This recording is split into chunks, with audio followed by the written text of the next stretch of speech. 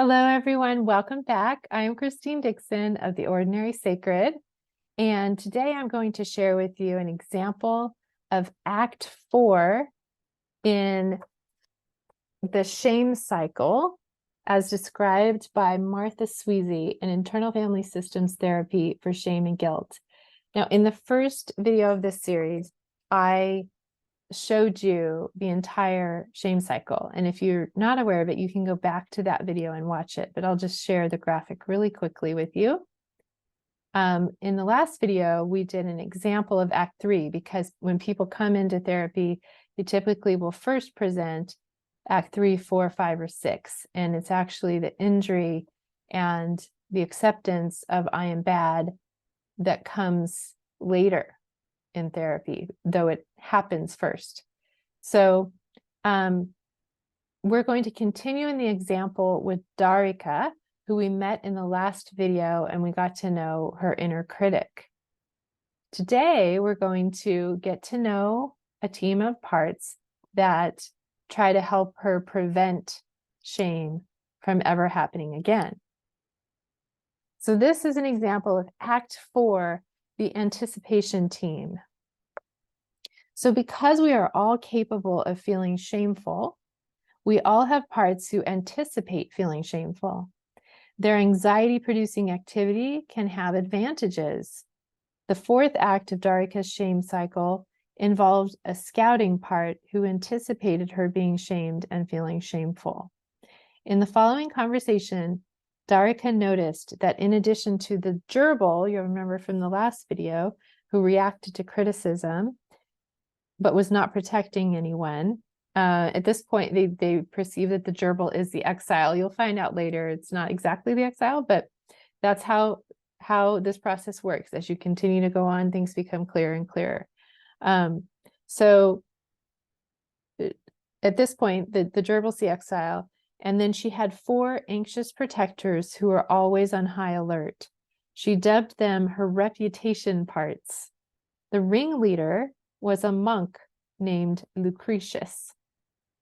So Darika says, Lucretius is from the Middle Ages. He has no sense of humor. He likes keeping Yuri, who, if you'll remember, is her live-in boyfriend, who is currently jobless and drinking a lot. He likes keeping Yuri around because, according to him, Yuri is gay, and men who like sex are dangerous. He says, I should ignore Yuri. He doesn't care if Yuri drinks and is an asshole because he keeps other men away. The therapist says, how do you feel toward Lucretius? Darika says, my family is Hindu, so how weird is that? Where did he come from? He says he wants me to be invisible. Therapist, what happens when you get noticed? So the therapist is honing in here that if Lucretius wants her to be invisible, it must have been unsafe for her to be visible. So she's asking what happens when you get noticed.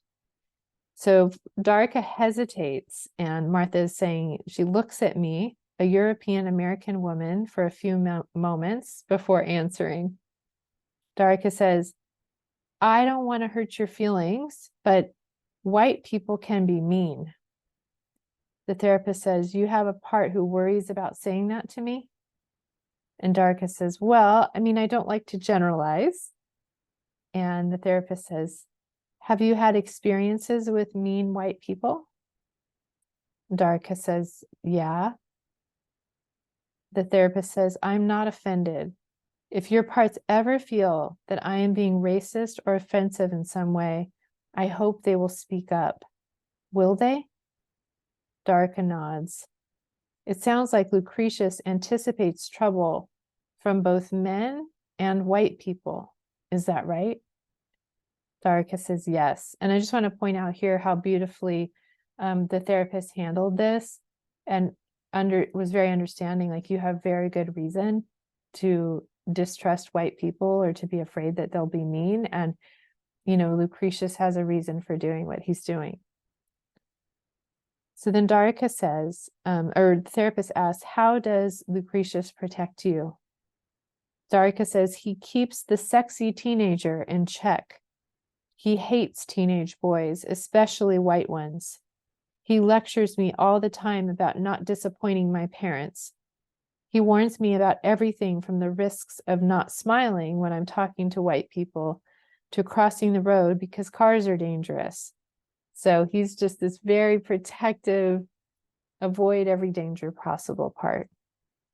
The therapist says, so he tries to keep you out of trouble. Darika laughs. And he's got these 2 nuns that work for him. The 3 of them worry about everything. I think they would like to lock me in a nunnery. And then she checks inside and says, they're nodding. Yes, they want to lock her in a nunnery. So Lucretius and the nuns had the job of anticipating trouble and getting Darika's sexy teenager part to behave. They tried to scare her and undermine her confidence.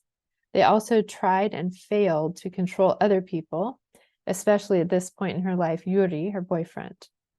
As the next vignette will illustrate, sooner or later, the rebellious parts will escalate and doom the inhibition project of this team of the monk and the nuns.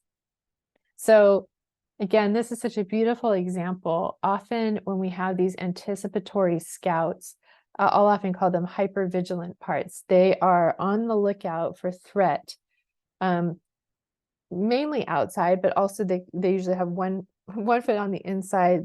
Who's in here that's going to cause a problem, and who out there is going to think that we're a problem or cause a problem for us. Any and every type of problem, right? And you can have certain scouts that are devoted to social threat, and others that are maybe devoted to like illness threat or natural disaster threat or any kind of threat whatsoever, right? And they are just so incredibly faithful. Like Martha says, their motto is never again. So they're always based in something that has happened or that you've seen happen in the past.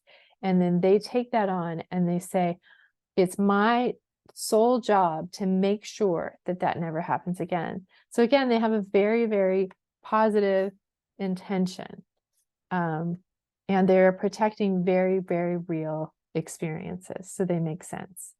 And then in the next video, I'm going to give an example of Act 5, which is now when firefighters start coming in, and we'll see that Darika has an angry firefighter.